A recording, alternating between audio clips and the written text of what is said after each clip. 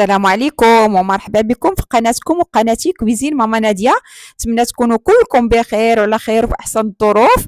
اليوم غادي نتقاسم معكم بعض الوصفات اللي وجدت في واحد العشيه اللي دوزتها مع الحباب. غير شويه نكسروا الروتين ديال السيمانه، قلت لي مالا نشاركها مع البنات وغادي نتقاسم معكم غير جوج الوصفات باش ما يجيش الفيديو طويل. حتى الفيديو التالي ان شاء الله ما وجدش بزاف الحاجات، المهم هو نتجمعوا. اما الماكله اللي كتب الله نتجمعوا عليها وصافي.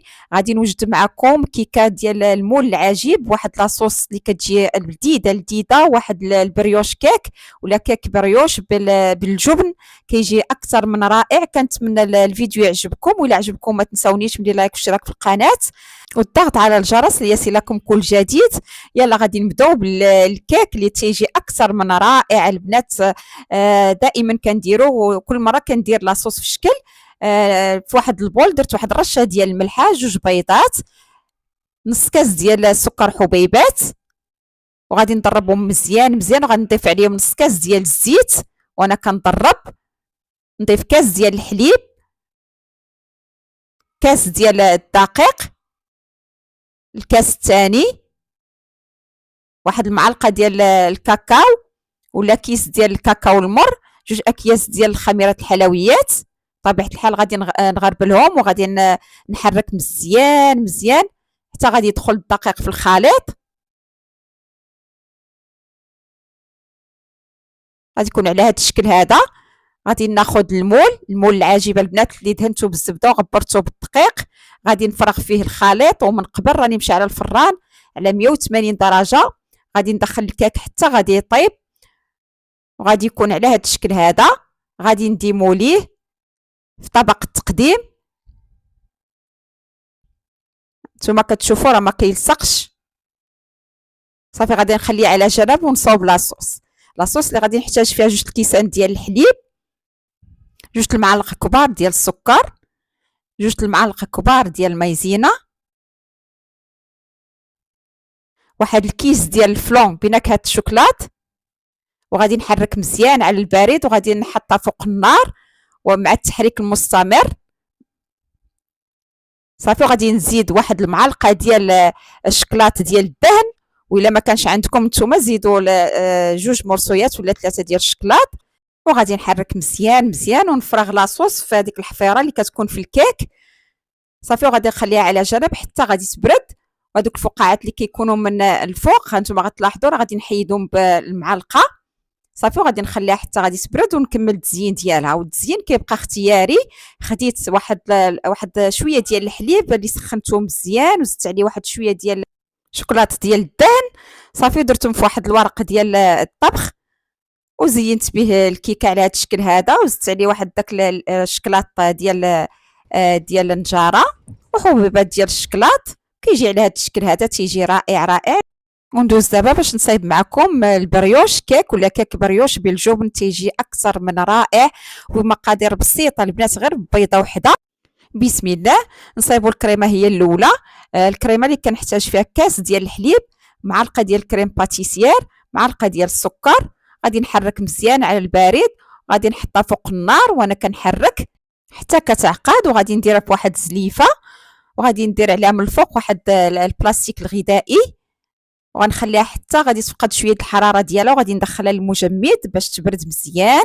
صافي غادي ندوزو دابا باش نصاوبوا الكيك بريوش. بسم الله.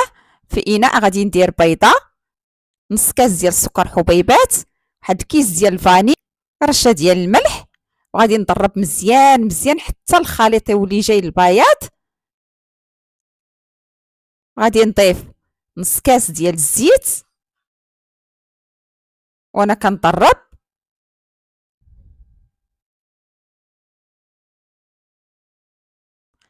غادي نضيف كاس ديال الحليب يكون دافي، واحد المعلقه ديال الجبن كريمي، وإلا ما كانش عندكم جبن كريمي ديروا ثلاثه القطع ديال الجبن المثلث ولا جوج القطع ديال الجبن مربع. غادي نضرب مزيان. صافي وغادي نضيف دابا النواشف. غنضيف الكاس الاول الخليط البنات. هذا الخليط هذا تيجي ثقيل. الكاس الثاني جوج الاكياس ديال خميره الحلويات من فئه 8 غرام لمجموع 16 غرام. والمقادير غادي يكونوا كيف ما ديما مكتوبين في صندوق الوصف. صافي وغادي نخلط. انا كنخلط وانا كنشوف الخليط كما قلت لكم كيجي ثقيل. غادي نزيد نص كاس المجموع جوج الكيسان ونص اللي درت فيها. صافي غادي نخلط مزيان مزيان. كما كتشوفوا الخليط ثقيل. غادي ناخذ المول اللي القطر ديالو 26 سنتيم اللي دهنته بالزبده وغبرته بالدقيق. غادي نفرغ فيه الخليط نتوما كتشوفوا كما كتلاحظوا. صافي غادي نقادو في المول. وغادي نجيب الكريمه اللي صوبت معكم من قبل وهي بارده. غادي نضربها شويه بالفوي على هذا الشكل هذا. غادي نديرها في واحد البلاستيك غذائي. غادي نشكلها فوق العجين على هذا الشكل هذا شكل حلزوني. والفران البنات دائما كنكون مشعلاه من قبل. صافي غادي ندخلها الفران حتى غادي طيب على 180 درجه من التحت حتى غادي طيب من التحت. وغادي نشعل عليها من الفوق. من بعد ما طابت كتجي على هذا الشكل كتجي رائعه رائعه البنات وهي سخونه. غادي ندوز عليها واحد شويه ديال المربى ديال المشماش كلها. غادي ندوزها عليها على فوق الكريمه فوق الكيك. كتجي بنينه بنينه البنات. كنتمنى هذا الفيديو هذا ينال الاعجاب ديالكم. وهذا هو الشكل النهائي ديال البريوش كيك ولا كيك بريوش. والكيك اللي في المول العجيب اللي كيعجب الضياف ديالي دائما كيكون حاضر في الطبيله ديالي. كنتمنى الوصفات يعجبوكم. ولا عجبوكم ما تنساونيش من دعواتكم الزوينه.